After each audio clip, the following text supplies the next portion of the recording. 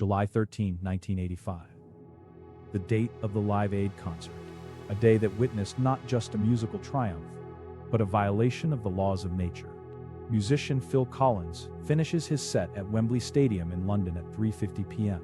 Yet, impossibly, he walks onto a stage in Philadelphia, thousands of miles away, just 4 hours later to perform again. He didn't just fly. He outran the sun itself. This wasn't magic. It was a machine that allowed you to arrive before you left, a white dart against the blue sky that moved faster than the rotation of the Earth, effectively hitting the pause button on the sunset. This was the Concorde. For 27 years, this singular machine defied the gravity of economic common sense. It was the preferred carriage of rock stars, royalty, and high-stakes CEOs who valued time more than money. Cruising at 60,000 feet, twice the height of Mount Everest, passengers looked out their tiny windows to see a purple sky fading into the utter blackness of space. At this altitude, you could see the curvature of the Earth with your naked eye. You were flying on the edge of the void, sipping champagne while traveling at 1,350 miles per hour. It was a glamorous facade of technological dominance. But beneath the luxury leather and the Mach 2 speedometer, a brutal engineering reality was ticking away.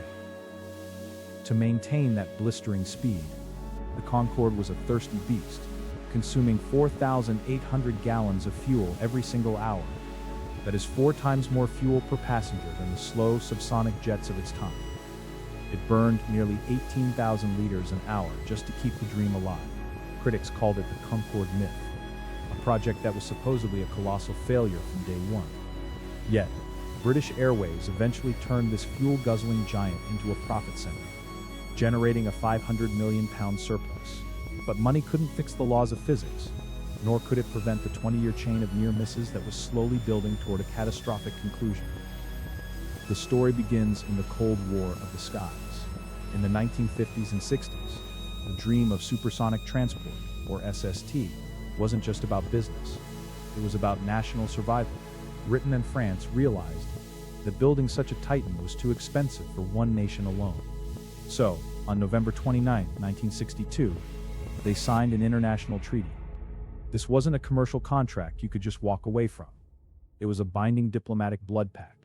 It included a penalty clause so severe that it made cancellation impossible. Even when costs ballooned and the British Treasury begged to withdraw, the treaty forced them to continue.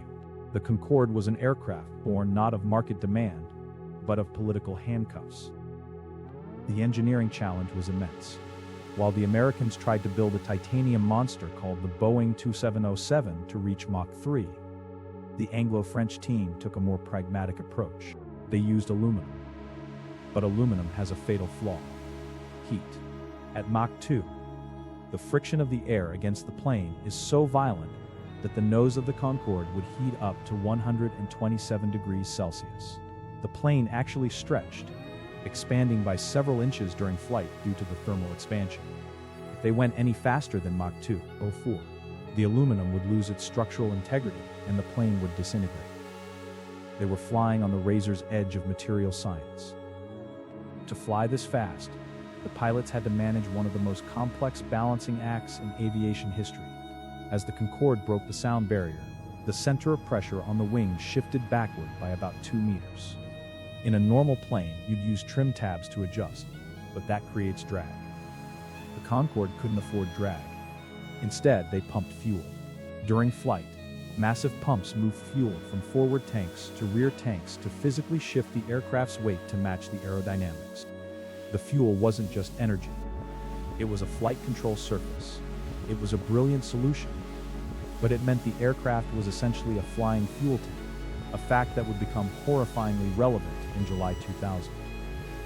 By the time the Concorde was ready for the world in 1976, the world had changed. The 1973 oil crisis had quadrupled the cost of that precious fuel. Even worse, the United States had canceled their own supersonic program and turned hostile. Citing sonic booms and damage to the ozone layer, the US FAA banned all commercial supersonic flights over land in 1973. This was the death knell for the Concorde sales. of the 74 options originally placed by global airlines like Pan Am and TWA, almost all were canceled. Only British Airways and Air France were left holding the bag, forced to operate a plane that was effectively banned from the lucrative transcontinental routes inside America. Blocked from mass adoption, British Airways pivoted. If they couldn't sell speed to the masses, they would sell exclusivity to the elite. They rebranded the Concorde as an ultra-luxury boutique service. Ticket prices soared to over $10,000 for a round trip. It became a club for the ultra-wealthy. If you needed to sign a deal in London and be back in New York for dinner, there was only one way to travel. For decades, this strategy worked. They made a £500 million profit by targeting executives, for whom time was money. But this profitability was fragile. It relied on perfection. And the Concorde was not perfect. Throughout the 1980s and 90s, a dangerous pattern began to emerge, hidden in the maintenance logs. Because the Concorde took off at 185 miles per hour, much faster than regular jets, the stress on its tires was extreme. On June 14, 1979, a tire burst during takeoff from Washington Dulles. Debris punctured the fuel tanks. A month later, it happened again. In total, the Concorde fleet experienced 57 tire-related incidents, 57 warnings. The fuel tanks were penetrated 6 times before the year 2000. The authorities mandated stronger tires, but they never demanded the one thing that would have saved lives: reinforcing the fuel tanks. July 25, 2000. Charles de Gaulle Airport, Paris. Air France Flight 4590 is preparing for departure. It's a charter flight, carrying 100 passengers, mostly German tourists on their way to New York aboard a cruise ship. Among them is the Kala family: Kurt, Marion, and their 8-year-old son, Michael. Their friends back home had just thrown them a farewell barbecue, wishing them well on their dream vacation. They are sitting in a marvel of engineering, unaware that a chain of events starting days earlier and involving a completely different airplane is about to seal their fate. 5 minutes before the Concorde taxied onto the runway, a Continental Airlines DC-10 took off. As it rumbled down the tarmac, a small piece of maintenance work failed. A wear strip made of titanium, roughly 43 centimeters long, fell off the engine cowl and landed on the runway. It was a piece of junk metal, insignificant in the grand scheme of an airport. But titanium is harder than tire rubber. Much harder. As the Concorde accelerated to its decision speed, screaming down the runway at nearly 200 miles per hour, its fate was waiting for it on the asphalt. The Concorde's number 2 tire struck the titanium strip. The tire didn't just puncture, it disintegrated with the force of a bomb. A massive chunk of rubber, weighing 4.5 kilograms, was launched like a cannonball. It slammed into the underside of the aircraft's wing at 310 miles per hour. Now, here is the detail that haunts investigators. The rubber did not puncture the wing. It didn't break the skin of the aircraft. So how did it destroy the plane? It was a phenomenon known as a hydrodynamic ram. When the rubber impacted the wing, it created a massive shockwave that traveled through the fuel stored inside. Liquids cannot be compressed. The energy had nowhere to go. It hit the side of the tank and blew it out from the inside. The tank ruptured. Jet fuel began pouring out at a rate of liters per second. Simultaneously, the damaged landing gear wiring sparked. In an instant, the leaking fuel ignited. The Concorde was now a flying torch, hurtling down the runway with a massive plume of fire trailing behind it. In the cockpit, the situation was compounded by a critical maintenance error committed 4 days prior. A spacer was missing from the left main landing gear. This missing part caused the wheels to wobble and drag, pulling the aircraft to the left. The pilot was fighting the controls just to keep the plane straight on the runway. They had already passed V1, the decision speed. They could not stop. They had to take off. With engines failing and the wing melting, the crew lifted the burning bird into the sky. It was a valiant effort, but the physics were against them. The flight lasted only 2 minutes.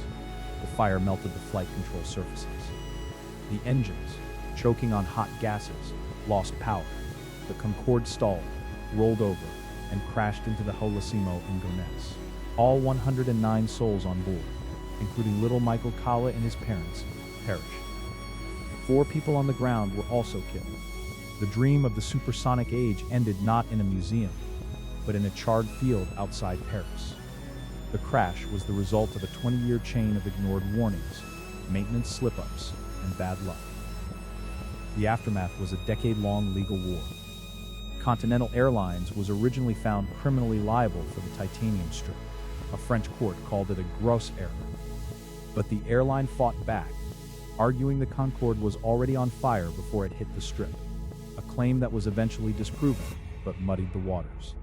In 2012, an appeals court overturned the criminal convictions, stating that while the mechanic made a mistake, it wasn't a crime. However, the manufacturer of the Concorde was found civilly liable for negligence.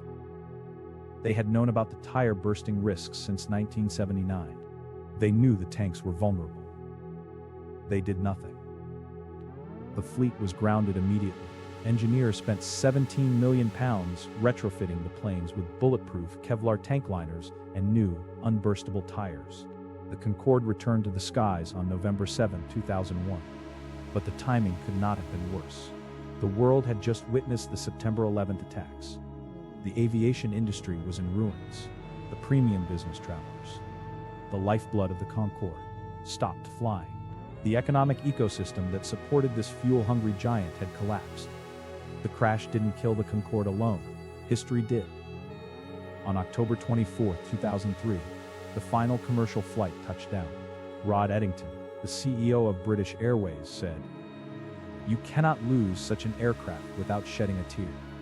It was the end of an era where we dared to fly faster than the sun.